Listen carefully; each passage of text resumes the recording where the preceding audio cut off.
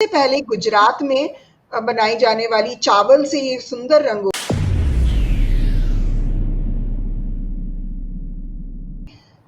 रंगोली का जो स्वरूप हम आज देखते हैं, हम क्या असल में हमेशा से वैसी ही रंगोली बनाते हैं, इस बात पे मैं थोड़ा सा प्रकाश डालूंगी। और दूसरी बात ये कि हम रंगोली बनाते क्यों हैं। आप जब किसी घर जाते हैं और घर के बाहर बहुत सुंदर सा बगीचा है, उसमें फूल खिले हुए हैं, ठंडी ठंडी हवा चल रही है, अच्छी खुशबू आ रही है, तो आपको बहुत अच्छा लगता है। ठीक उसी तरह हम अपने घर में जब कोई मेहमान आता है तो अपने घर का आंगन जो है उसको सजाते हैं, अलग अलग चीजों से सजाते हैं। इसी तरह देवी पक्ष में जब ये देवी हमारे घर आती हैं, हम देवी का बंगालियों में ऐसा माना जाता है कि बेटी अपने माँ के घर आती हैं तो घर को सुंदर सजाया जाता है। तो सजाते समय सबसे पहला आपका द्वार होता है जहां आपका मेहमान आके खड़ा होता है, उस द्वार पे रंगोलियां सजाई जाती हैं। तो आज मैं आपसे जिस रंगोली के बारे में बात करूंगी, आपको थोड़ा सा उसका परिचय दूंगी। तो उसके लिए हम चलेंगे गुजरात। गुजरात में सातिया नाम से एक रंगोली बनाई जाती है नवरात्रि के समय, क्योंकि आपको पता है गुजरात में नवरात्रि बहुत जोर शोर से मनाया जाता है, दांडिया नाचा जाता है। तो वहां पे ये जो सातिया है, ये लोग बहुत अलग अलग तरीके से बनाते हैं नवरात्रि के समय। तो चलिए मैं आपको दो तरह से तो बताऊंगी। और सातिया बहुत ज्यादा कुछ कठिन चीज नहीं है। सातिया को हम स्वस्तिक के नाम से भी जानते हैं, जो एक बहुत ही पॉजिटिव वाइब्रेशन देने वाला एक साइन है। तो चलिए मैं अपना कैमरा चेंज कर देती हूँ। सबसे पहले मैं आपको ये दिखाना चाहती हूँ। ये देखिए बहुत साधारण सा 9 बिंदियां इधर और 9 बिंदियां इधर, और उस पर हमने 9 स्वस्तिक बनाए हैं। आप गिन सकते हैं 1 2 3 4 5 6 7 8 9। ये एक दूसरे के साथ जुड़े हुए हैं। ये बहुत ही मंगलकारी एक प्रतीक है जो हमेशा घरों के सामने या भगवान के सामने कलश पूजने से पहले इस तरह के प्रतीक बनाए जाते हैं। ये एक तरीका हो गया। अब मैं आती हूँ, ये तो देखिए, ये हम चावल के आटे को घोल के बना सकते हैं, कलर से बनाए जाते हैं आजकल, रंगों से बना सकते हैं, कोई भी चीज से आप रंगोली से बना सकते हैं। और मैंने इसको कागज पे बनाया है क्योंकि मैं अभी आंगन में आपको बना के नहीं दिखा सकती, इसीलिए ये सबसे आसान तरीका था, इसीलिए मैंने आपको ये सिर्फ डिजाइन बताने के लिए बनाया। अब मैं जो दूसरी चीज बताने वाली हूँ, ये देखिए, मुझे लगता है कि थोड़ा सा ऊपर कर देती हूँ, ये देखिए, ये जो है, ये है आपका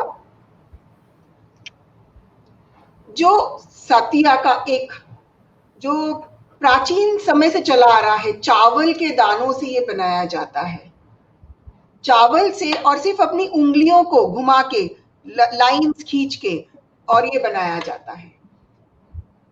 दिखने में शायद बहुत आसान दिख रहा है, लेकिन बनाते समय पूरी मैथमेटिक्स काम करती है यहाँ पे कि आपको कितनी लाइन खींचनी है, कितने दूर तक जाना है।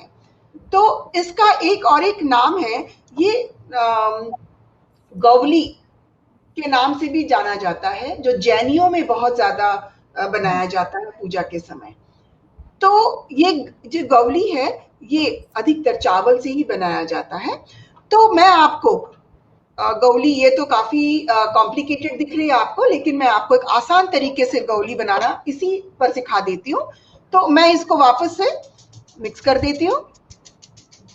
आप देखिए, चावल आपको जिस भी तरह से रखना है, सर्कुलर फॉर्म में, स्क्वायर फॉर्म में, वैसा रखेंगे। मैंने स्क्वायर रखा है और इसको आप आंगन में बनाते हैं। मुझे याद है आज भी हमारी दादी पूरा आंगन लीपती थी और उसके ऊपर रंगोली, अल्पना, ये सब बनाया जाता था। और इसी तरह ये चावल की जो रंगोली बना रहे हैं हम, ये भी आप लिपे हुए आंगन में बनाएंगे तो बहुत सुंदर दिखेगी। ये देखिए, ये मैंने पूरा का पूरा जो था इसको मिक्स कर दिया है। अब हम बनाएंगे इसमें, सबसे पहले इसका जो मिडिल पॉइंट है वो हम चेक कर लेंगे, यहाँ कहीं आएगा तो मैं यहाँ पर एक डॉट बना लेती हूँ। अभी सबसे पहले इसमें ध्यान देने की बात है, अंदर से बाहर नहीं जाएंगे हम हमेशा बाहर से अंदर की तरफ आएंगे, ये आपको ध्यान देना है। तो सबसे पहले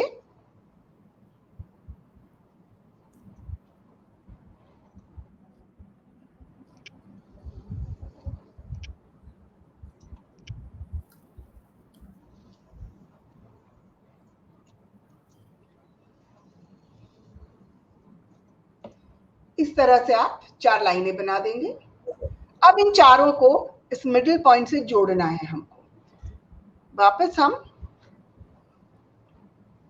इसको यहां ले आएंगे, ये देखिए,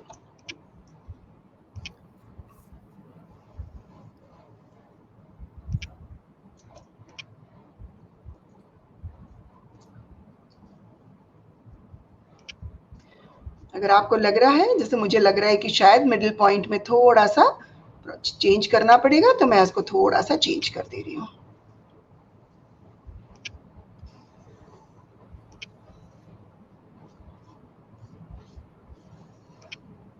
ये देखिए,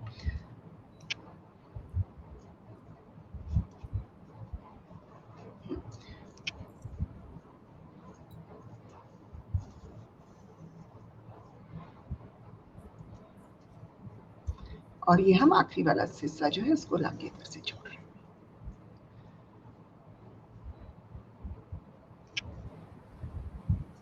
बहुत सुंदर, ये देखिए, इस तरह से ये बनेगा। अभी इसको कई बार हम चाहें तो इसमें डबल लाइन भी कर सकते हैं। तो जब आप डबल लाइन करेंगे तो हम सिर्फ इसको लाके यहाँ छोड़ेंगे और इसको लाके हम यहाँ छोड़ेंगे, इसको लाके हम यहाँ छोड़ेंगे, इसको लाके हम यहाँ छोड़ेंगे। ये देखिए, और बीच में छोटा सा डॉट। अब ये आपके ऊपर है कि आप इसके बीच में अगर कुछ और बनाना चाहते हैं तो आप बना सकते हैं, पर एकदम साधारण तरीका जो है वो ये है इसको बनाने का। बाकी आपकी इच्छा है। देखिए, अगर मैं इसको ऐसे यहाँ से मोड़ देती हूँ तो ये देखिए, तो इस तरह से आप बना सकते हैं। अभी अगर आपको ऐसा लग रहा है कि ये किस तरह से बना है, ये जो मैंने बनाया है, तो ये मैं आपको बिल्कुल साधारण तरीके से बता देती हूँ। ये देखिए,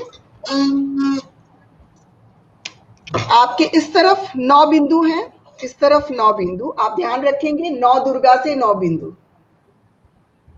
ठीक है। तो ये हम 1 2 3 और 4 के बाद हम बीच वाला जो पॉइंट है वहां से हम शुरू करेंगे, बाहर से अंदर, नीचे और फिर बाहर से अंदर। और आज सुबह जब मैं मालविका जी से बात कर रही थी, उन्होंने ये बाहर से अंदर क्यों करते हैं इसका बहुत अच्छा मुझे एक्सप्लेनेशन दिया। तो अगर मालविका जी आप ये बताएं लोगों को, तो शायद आप इतने सुंदर तरीके से बताएंगे तो बहुत जल्दी समझ जाएंगे। नहीं, एक्चुअली जो एनर्जी है वो बाहर से अंदर की ओर आनी है और एक्यूमुलेट रहती है इसमें। कभी भी जब हम बनाते हैं तो ओवरलैप नहीं करते। जब भी हम स्वस्तिक बनाते हैं तो लाइंस ओवरलैप नहीं होनी चाहिए। इट्स ऑलवेज बाहर से अंदर की ओर, तो energy gets concentrated and that is radiated out. ये इसके पीछे कितने अच्छे से उन्होंने ये बात बता दी कि जो भी ऊर्जा का संचय है वो हमेशा बाहर से अंदर होना चाहिए। अंदर से बाहर गई तो हम अपनी ऊर्जा खत्म कर रहे हैं, हम अपनी ऊर्जा बाहर दे रहे हैं। तो ये उनके बोलने का तरीका है कि इतने आसानी से वो चीज को समझा देती हैं। ये देखिए, पहले 3 बन गए यहाँ पर। अब मैं ये वाला बनाऊंगी। अब इसमें देखिए, आप रंगोली यूज कर सकते हैं। मुझे बोलेंगे तो मैं चावल के आटे को घोल के और गीले से बनाऊंगी, उसमें हल्दी मिक्स करेंगे तो पीला रंग आ जाएगा, कुमकुम मिक्स करेंगे तो लाल रंग आ जाएगा। और दोनों ही बहुत ही परंपरा के अनुसार इनको हम यूज कर सकते हैं। यहाँ पर सागरिका जी एक चीज और जो आपके साथ बातचीत में निकली थी कि आजकल हम रंगोली में रंग और केमिकल्स यूज करने लगे। एकदम सही बात है, मैं उसी पे आने वाली थी। हम नेचुरल प्रोडक्ट्स को ही यूज करते थे और उसके पीछे जो कारण था कि जब हम पूरी समेटते हैं अपनी रंगोली, चावल की रंगोली है, समेट के हमने डाली तो जीव, कोई चिड़िया खाएंगी, कोई पक्षी खा जाएंगे, पानी में डालेंगे तो मछली खा जाएगी।